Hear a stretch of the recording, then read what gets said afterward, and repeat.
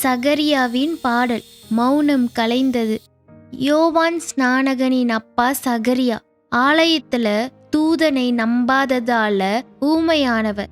9 மாசம் ஒரு வார்த்தை கூட பேச முடியல.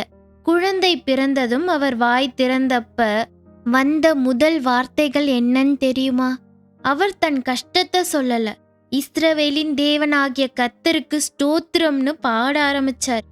பெனடிக்டஸ் 400 வருஷமா கடவுள் இஸ்ரவேல் மக்களோடு தீர்க்கதரிசி மூலமா பேசல. நீண்ட நிசப்தம். இப்போ அந்த மௌனம் களைய போகுது. சகரியா பாடுறாரு, அந்தகாரத்திலும் மரண இருளிலும் உட்கார்ந்திருந்தவர்களுக்கு வெளிச்சம் தர சூரியன் உதித்தது. தன் மகன் யோவான் அதற்கு வழியை ஆயத்தம் பண்ணுவான்.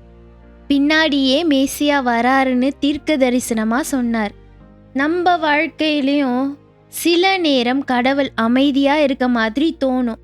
ஜெபத்திற்கு பதில் இல்ல, வழிகள் திறக்கல, எங்கும் இருட்டு.